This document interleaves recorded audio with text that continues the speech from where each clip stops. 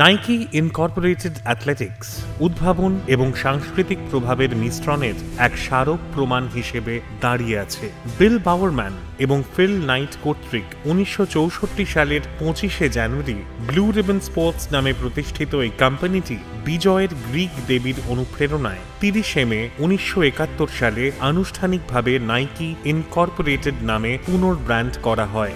এর বিনয়ী সূচনা থেকেই নাইকি বিশ্বের বৃহত্তম অ্যাথলেটিক জুতো এবং পোশাক সরবরাহকারী হিসেবে বিকশিত হয়েছে, যেখানে পাদুকা, পোশাক, ক্রীড়া সামগ্রী এবং আনুষঙ্গিক সহ বিভিন্ন পণ্যের পরিসর রয়েছে। নাইকির সাফল্যের মূলে রয়েছে উদ্ভাবনের প্রতি তার অটল প্রতিশ্রুতি। 1971 সালে ক্যারোলিন ডেভিডসন কর্তৃক তৈরি কোম্পানির আইকনিক সুশ লোগোটি গতি এবং গতির প্রতীক, যা ব্র্যান্ডের নীতিমালাকে মূর্ত করে। 1988 সালে নাইকি জাস্ট ডু ইট স্লোগানটি প্রবর্তন করে, যা ক্রীড়াবিদ এবং অক্রীড়াবিদ উভয়ের মধ্যেই অনুরণিত হয় এবং ব্র্যান্ডটিকে সাংস্কৃতিক মূলধারায় নিয়ে যায়। নাইকি ইনকর্পোরেটেড হল ওরেগনের বিভারটনের কাছে অবস্থিত একটি আমেরিকান অ্যাথলেটিক ফুটওয়্যার এবং পোশাক কোম্পানি।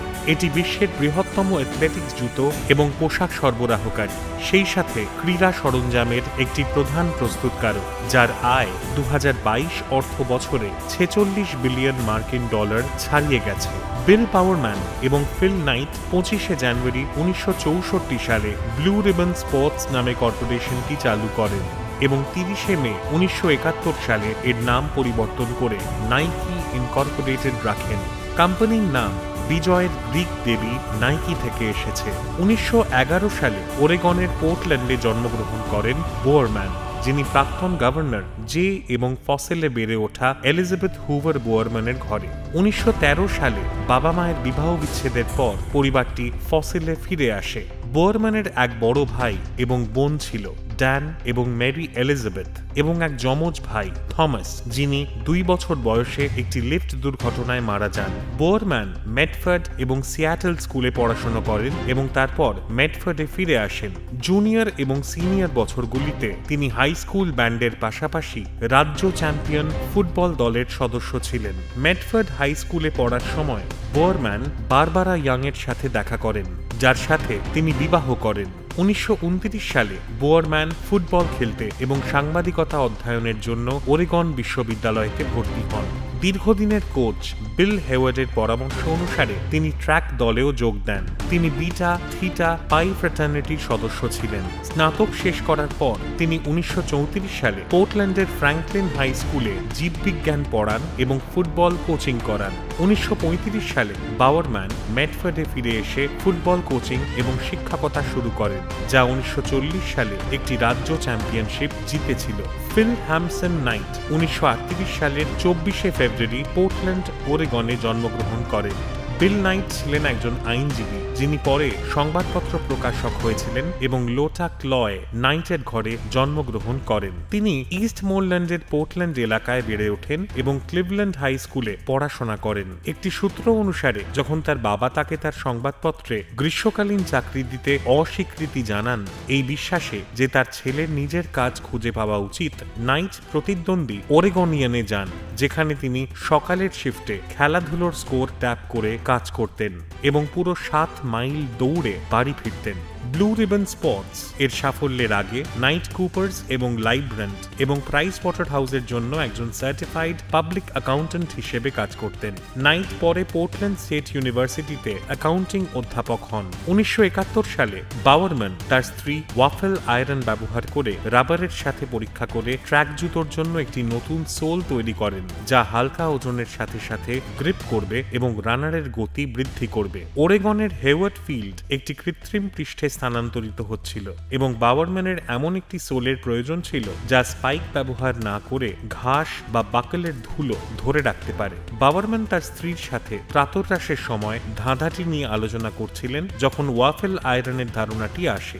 বাউয়ারম্যানের নকশা 1972 সালে মুন শু প্রকাশের জন্য অনুপ্রাণিত করেছিল, কারণ ওয়াফেল ট্রেডটি চাঁদে মহাকাশচারীদের দ্বারা তৈরি পদচিহ্নের সাথে সাদৃশ্যপূর্ণ বলে দাবি করা হয়েছিল। আরও উন্নতির ফলে 1974 সালে ওয়াফল ট্রেনার তৈরি হয়, যা নাইকির সূচকীয় সম্প্রসারণে অবদান রাখে। ওয়েডেন আর কেনেডি কোম্পানির জন্য অসংখ্য মুদ্রণ এবং টেলিভিশন প্রচারণা তৈরি করেছে এবং এটি এখনও নাইকির প্রধান বিজ্ঞাপন সংস্থা।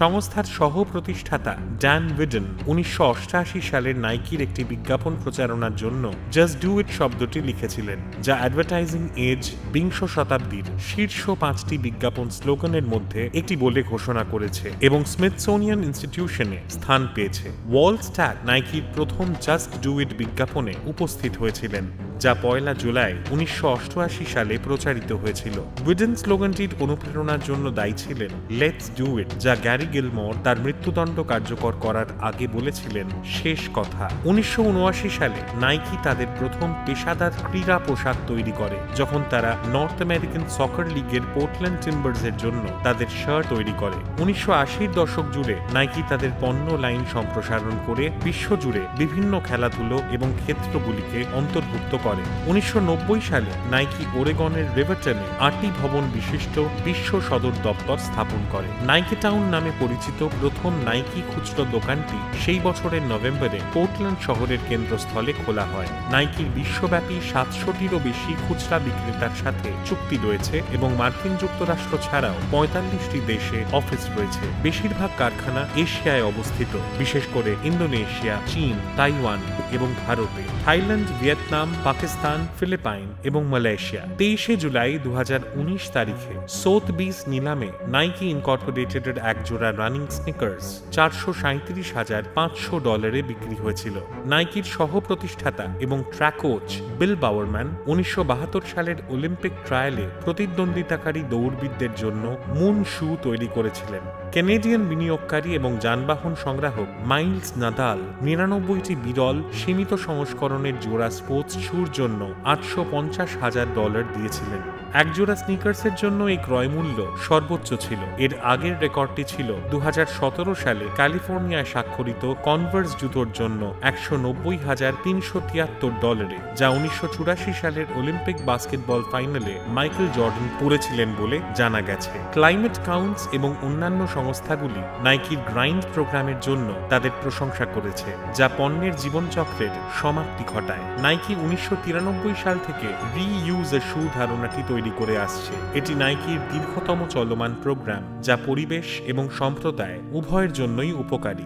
সমস্ত ধরনের পুরনো অ্যাথলেটিক জুতো সংগ্রহ করে এবং প্রক্রিয়াজাতকরণ এবং পুনর্ব্যবহার করে তৈরি উপাদানগুলি তখন বাস্কেটবল কোর্ট, জগিং ট্র্যাক এবং খেলার মাঠের মতো ক্রীড়া পৃষ্ঠ তৈরিতে ব্যবহার করা হয়। নাইকি ফ্রান্স তাদের রিইউজ এ শু প্রোগ্রামটি অনলাইনে উপলব্ধ করে, যার ফলে গ্রাহকরা তাদের পুরনো জুতো ডাকযোগে পাঠাতে পারবেন। 2017 সালে অনুমান করা হয়েছিল যে 1993 সাল থেকে 2,80,00,000 জুতো সংগ্রহ করা হয়েছে। 1990-এর দশকের গোড়ার দিকে নাইকি ফুটবলে ব্যাপক প্রচারণা চালায়। রোমারিও, এরিক ক্যান্টোনা এবং এডগার ডেভিডসের মতো সুপরিচিত এবং গতিশীল খেলোয়াড়দের সাথে স্পন্সরশিপ চুক্তি স্বাক্ষর করে। Ronaldo, Ronaldinho, Francesco Totti, Thierry Henry, Didier Drogba, Andres Iniesta এবং ওয়েন রুনির মতো শীর্ষ খেলোয়াড়দের চুক্তিবদ্ধ করে ক্লাবটি প্রসারিত হয়। তাদের কাছে Cristiano Ronaldo, Zlatan Ibrahimovic, Neymar, Harry Kane, Eden Hazard এবং কিলিয়ান এমবাপে সহ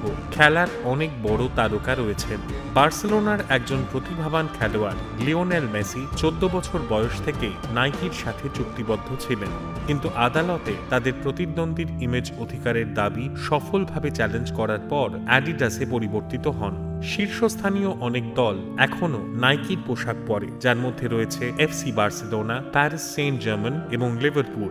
পরবর্তীটি 2020-21 মৌসুম থেকে শুরু। পাশাপাশি ব্রাজিল, ফ্রান্স, ইংল্যান্ড, উরুগুয়ে এবং নেদারল্যান্ডসের জাতীয় দলগুলি। 2005 থেকে 2020 সাল পর্যন্ত ভারতীয় ক্রিকেট দলের অফিসিয়াল কিট স্পন্সর ছিল নাইকি। জর্ডানের সাথে সম্পর্কের সাফল্যের পর, যার ফলে স্বতন্ত্র এয়ার জর্ডান ব্র্যান্ড প্রতিষ্ঠা লাভ করে, নাইকি বাস্কেটবলের সবচেয়ে বড় নামগুলির সাথে জোট গঠন অব্যাহত রেখেছে। লেব্রন জেমস যখন নাইকির সাথে চুক্তিবদ্ধ হন, তখন তাকে আমরা সকলেই সাক্ষী স্লোগান দেওয়া হয়। জেমসের ব্র্যান্ড যেমন এয়ার জর্ডান অসাধারণ জনপ্রিয়তা লাভ করে। Kobe Bryant, Jason Kidd, Vince Carter, James এবং Kevin Durant, Giannis Antetokounmpo, Jason Tatum, Paul George এবং লুকা ডনিচের মতো ক্রীড়াবিদদের জন্য সিগনেচার স্নিকার্স ডিজাইন করা হয়েছে।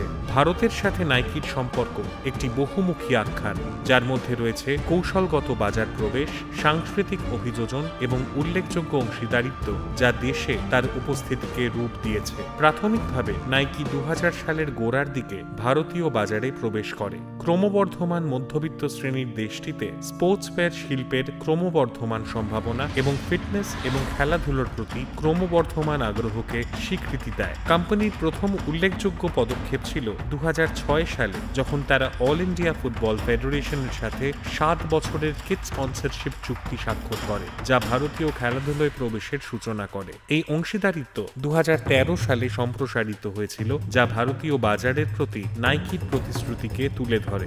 ফুটবলের বাইরেও ভারতে নাইকির বিপণন কৌশলগুলি উল্লেখযোগ্যভাবে স্থানীয়করণ করা হয়েছে। সবচেয়ে প্রভাবশালী প্রচারণাগুলির মধ্যে একটি ছিল দাদা ডিং, যা 2016 সালে চালু হয়েছিল, যা ভারতের মহিলা ক্রীড়াবিদদের উদযাপন করেছিল। বিজ্ঞাপনটিতে ক্রিকেট, বক্সিং এবং ব্যাডমিন্টন সহ বিভিন্ন খেলায় দক্ষতা অর্জনকারী বিভিন্ন ধরনের মহিলাদের দেখানো হয়েছিল এবং দাদা ডিং গানটির সাথে ছিল প্রাণবন্ত ট্র্যাক। এই প্রচারণা ভারতীয় দর্শকদের কাছে গভীরভাবে অনুরণিত হয়েছিল। স্থানীয় সাংস্কৃতিক গতিশীলতা সম্পর্কে নাইকির বোঝাপড়া এবং খেলাধুলোর মাধ্যমে নারীর ক্ষমতায়নের প্রতিশ্রুতি তুলে ধরে। 2025 সালের মে মাসের হিসাব অনুযায়ী নাইকির বাজার মূলধন আনুমানিক $63.11 বিলিয়ন।